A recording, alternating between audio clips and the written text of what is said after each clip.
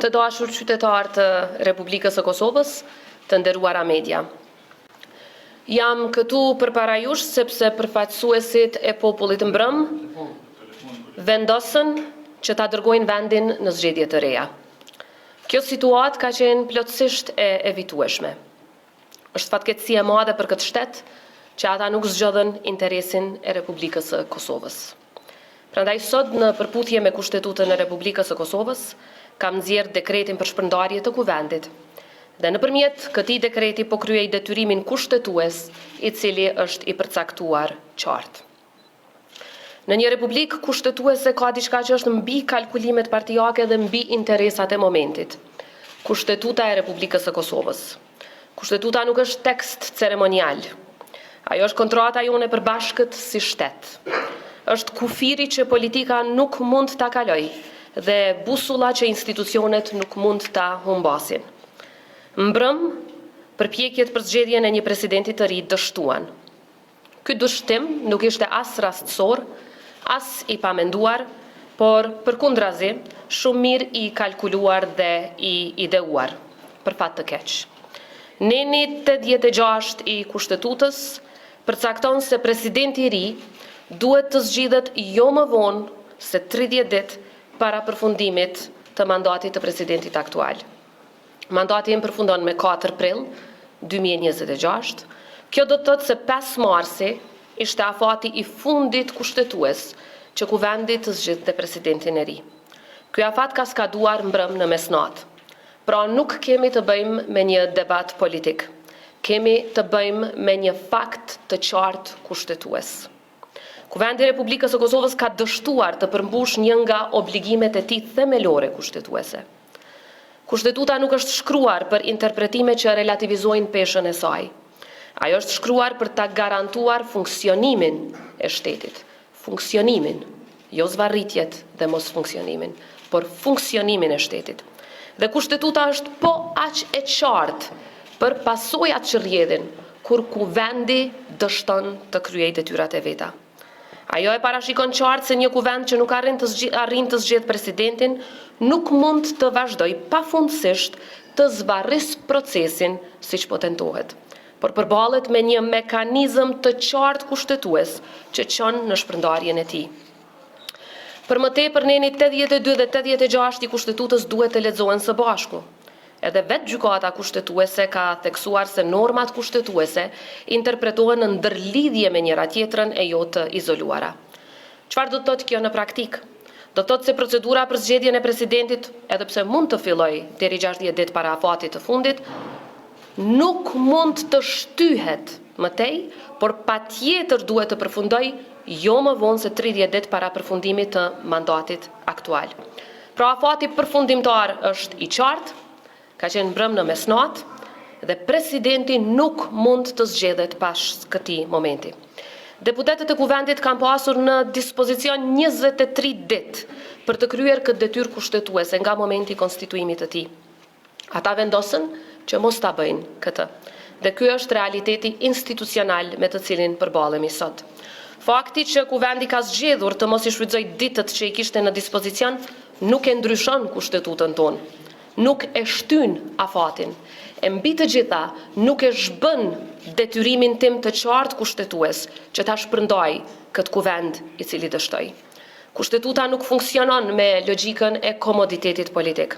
Ajo funksionon me logjikën e përgjegjësisë institucionale. Dhe asnjë kërkesë për masë të përkohshme në gjykatën kushtetuese nuk e pezullon automatikisht rrjedhjen e afatit kushtetues. Vetëm një vendim i gjykatës do të mund ta bënte një gjë të tillë. Dhe një vendim i gjykatës nuk ekziston deri në këto momente. Prandaj sot nuk kemi një situatë të hapur interpretimi. Kemi një situatë ku afati kushtetues tashmë ka përfunduar. Në këto rrethana gjuha e kushtetutës është e detyrueshme. Neni 82 nuk thot se presidenti mund të zgjedhet deri 30 ditë para afatit. Thot duhet të zgjedhet 30 ditë para përfundimit të mandatit të presidentit aktual. Pra kjo nuk është një kompetencë diskrecionale, është një detyrim kushtetues. Dhe për këtë arsye, në përputhje me nenin 82 dhe nenin 86 të Kushtetutës së Republikës së Kosovës, kam vendosur ta shpërndaj Kuvendin e Republikës së Kosovës dhe të shpall zgjedhjet e reja pas konsultimeve të cilat do t'i mbajmë me partitë politike. Natyrisht që qytetarët nuk kanë dashur zgjedhje, këtë situatë e ka krijuar dështimi i Kuvendit për ta kryer detyrën e tyre kushtetuese. Askush nuk do duhej të dëshironte një cikël tjetër politik, sidomos në këtë moment kur vendi ka nevojë për stabilitet. Por këtu e sollën vendin njerëz të papërgjegjshëm e me qëllime të rrezikshme. Alternativa, pra, zvarritjet, do të krijonin situata shumë më të rrezikshme. Një vend pa qartësi kushtetuese, një proces i zvarritur pafund, siç e kemi parë edhe në tërësi vitin 2025, dhe një shtet që fillon ta relativizoj edhe vetë kushtetutën e tij. Në kohë pasigurisht të mëdha në rajon dhe në botë, Kosova nuk mund të përballojë luksin e zvarritjeve të pafunda dhe të legitimitetit të kontestuar. Sepse një shtet nuk dobësohet vetëm nga krizat e jashtme, shpesh dobësohet nga momentet kur institucionet e tij abuzohen për kalkulime të ulta e në kundërshtim me kushtetutën. Shteti mbahet në këmbë nga një parim i vetëm, ligji e kushtetuta mbi të gjithë. Edhe mbi politikën, edhe mbi krerët e institucioneve. Prandaj sot nuk po marr një vendim politik, por po përmbush një detyrim të qartë kushtetues dhe po u rikthej fjalën atyre që në demokraci e kanë gjithmonë fjalën e fundit, qytetarëve të Republikës së Kosovës. Të dashur qytetar, dua të ndalem gjithashtu tek një debat që ka dominuar dje gjatë ditës. Dje, siç e dini, kam dorëzuar në Kuvend amandamentet kushtetuese për zgjedhjen e presidentit drejt për drejt nga qytetarët. E kuptoj shumë mirë që kjo ka ngritur pyetje. Në një klim politike të tensionuar, çdo veprim shihet me dyshim dhe çdo vendim interpretohet përtej asaj që në fakt mund të jetë e vërtetë. Kjo është natyra e politikës, por dua të jem shumë e qartë me qytetarët e Republikës së Kosovës. Këto amandamente nuk do të kishin asnjë efekt për zgjedhjen e presidentit që do duhej të zgjedhej deri mbrëm, pra për pasardhësin e menjëhershëm të mandatit tim. Arsyeja është shumë e thjeshtë. Vetë amandamentet, për të gjithë ata që i kanë lexuar, parashohin që procedura për zgjedhjen e presidentit drejt për drejt nga populli duhet filloj 6 muaj para përfundimit të mandatit të presidentit aktual. Pra 6 muaj më herët, që do të thotë që edhe sikur këto amandamente të miratoheshin mbrëm, ato nuk do të ndryshonin asgjë sa i përket zgjedhjes së pasardhësit tim. Pra deri mbrëm në mesnatë ka qenë afati për zgjedhjen e pasardhësit tim, do të zgjedhej nga Kuvendi dhe tek pas 5 vitesh do të krijohej mundësia për zgjedhje të drejtë për drejtë nga populli. Në qoftë se jam e qartë, pra kjo s'ka të bëj fare me mandatin tim, sepse mundësia për zgjedhje të drejtë për drejta nga populli do të krijojë tek pas 5 vitesh, sipas këtyre amendamenteve. Dhe jo tani, pra s'ka pas fare të bëj me mundësinë që unë të kandidoj në zgjedhje të reja tani. Dhe kjo është e qartë për këdo që i ka lexuar ato amendamente pas syzet e polemikës politike. Për më tepër është e rëndësishme të thuhet një e vërtetë që shpesh humbet në zhurmën e debatit politik. Këto amendamente nuk janë hartuar nga unë. Ato janë hartuar nga Komisioni Kushtetues i vitit 2011 dhe kanë kaluar tashmë vlerësimin e gjykatës kushtetuese. Pikërisht për këtë arsye, nuk kam pasur mundësi që t'i ndryshoj ato, sepse çdo ndryshim do të nënkuptonte që amendamentet të riktheheshin përsëri në gjykatën kushtetuese, duke zgjatur edhe më shumë një proces që tashmë ka pritur për vite të tëra. Të nderuar qytetar, po kthehem sërish te çështja e shpërndarjes së Kuvendit. Arsyeja pse jemi sot këtu nuk është fare dekreti im, sepse dekreti është thjesht një formalitet që vjen pas një fakti tashmë të mirëqen. Fakti është ky. Në mesnatë është mbyllur përfundimisht çdo mundësi kushtetuese për zgjedhjen e presidentit të ri.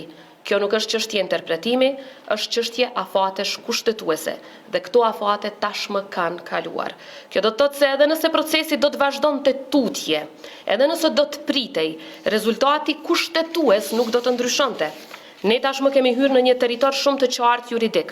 Prandaj pyetja që duhet bërë nuk është nëse do të ketë zgjedhje.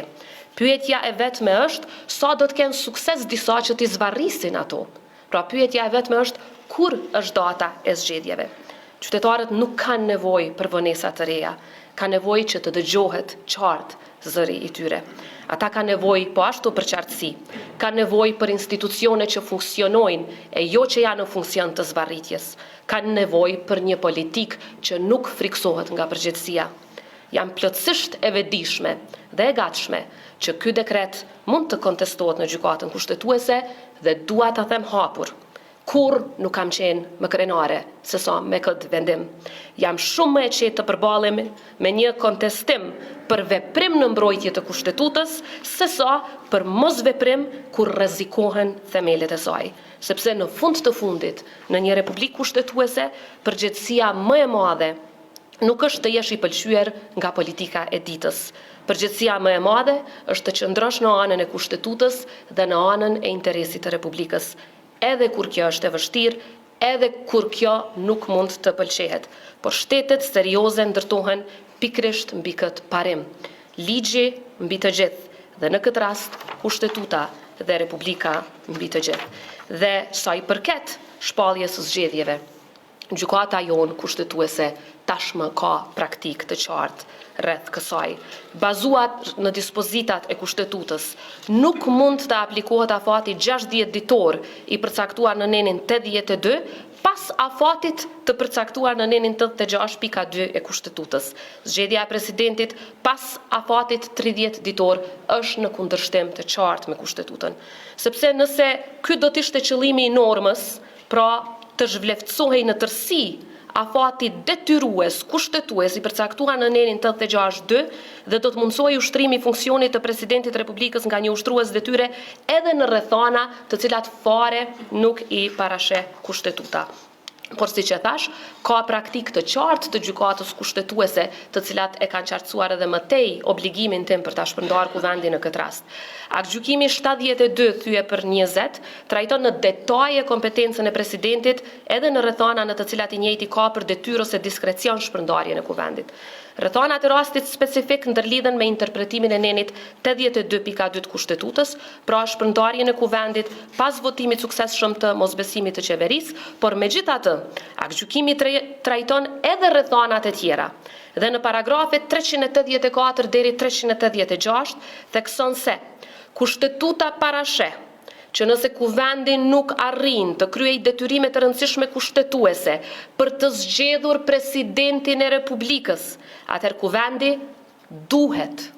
duhet të shpërndahet me qëllim të krijimit të një kuvendi të ri që do të mund t'i kryej këto detyra të rëndësishme kushtetuese pas zgjedhjeve të reja të parakoshme. Pra jo vetëm kushtetuta, por edhe gjykata kushtetuese në praktikën e mëhershme ka qenë jashtëzakonisht e qartë rreth kësaj. Ka edhe aktgjykime të tjera të cilat e mbështesin këtë. Për dallim, natyrisht se rrethanat e afateve kushtetuese për zgjedhjen e presidentit janë edhe më të qarta se sa ato për zgjedhjen e qeverisë. Dhe siç e përmenda më herët, këto tashmë kanë kristalizuar detyrimin tim kushtetues për të shpërndarë kuvendin. Në fund, rasti i dërguar në gjykatën kushtetuese nga lëvizja vetëvendosje nuk paraqet pengesë për nxjerrjen e dekretit për shpërndarjen e kuvendit, për aq sa gjykata nuk ka vendosur për masë pezulluese dhe siç e thash deri në këto momente nuk ka një masë të tillë nga ana e gjykatës. Po ashtu ekziston një praktikë e cila nuk e pengon shpërndarjen e kuvendit edhe në rast të shqyrtimit të kërkesave të palës që ndërlidhen pikërisht me konstituimin e kuvendit. Pra ne kemi pasur qysh vitin e kaluar raste kur palë nga kuvendi kontestonin faktin se është konstituar kuvendi, por ne kemi vazhduar me shpërndarje të kuvendit, me shpallje të zgjedhjeve, me organizim të zgjedhjeve të reja dhe të gjitha kanë përfunduar. Pra, kjo është aspekti kushtetues, siç e thash edhe më herët, arsyeja pse sot jam detyruar që ta shpërndaj kuvendin, po e përsëris detyruar që ta shpërndaj kuvendin, është sepse përfaqësuesit e popullit mbrëm vendosën që ta dërgojnë vendin në zgjedhje të reja. Në fund, i bëj thirrje gjykatës kushtetuese që ta trajtoj çdo çështje që ka të bëj me që mund të paraqitet edhe në të ardhmen rreth kësaj teme me urgjencë, duke e ditur se sa të rëndësishme janë qartësitë kushtetuese, duke mos lejuar asesi që qëllimet për zvarritje të dominojnë mbi interesin e Republikës së Kosovës dhe në asnjë moment të mos lejojnë asnjë presion i cili do të mund ta ndryshonte interpretimin vetëm në përputhje me Kushtetutën e Republikës së Kosovës. Si presidente e Republikës së Kosovës në asnjë moment, sikurse edhe në të kaluarën, as nuk kam ndërhyrë, as nuk do të ndërhyj dhe do të mbroj çdo institucion të pavarur nga ndërhyrje që mund të tentohen për të ndryshuar një vendim që interpreton Kushtetutën e Republikës së Kosovës. Pra, siç e thash, edhe në qoftë se dikush e dërgon këtë dekret në gjykatën kushtetuese, unë do të përballem qartë në mbrojtje të këtij akti, në mbrojtje të këtij dekreti, i cili është detyrim. Mos nxjerrja e këtij dekreti mua do të më vendoste në shkelje të qartë të Kushtetutës së Republikës së Kosovës dhe këtë nuk e kam ndërmend ta bëj. Ju faleminderit, ju lut për mirëkuptim, meqense po natyrisht, me njëherë sot do të ftohen liderët e partive për datën e zgjedhjeve, sepse siç e dini është obligim që të konsultohen paraprakisht dhe është pasojë e nevojshme me njëherë pas shpërndarjes kuvendit që të shpallen edhe zgjedhjet e reja, por paraprakisht duhet një konsultim formal me partitë politike dhe me njëherë pas kësaj do të caktohet data. Unë do të kem mundësi t'ju përgjigjem të gjitha pyetjeve edhe pas dite.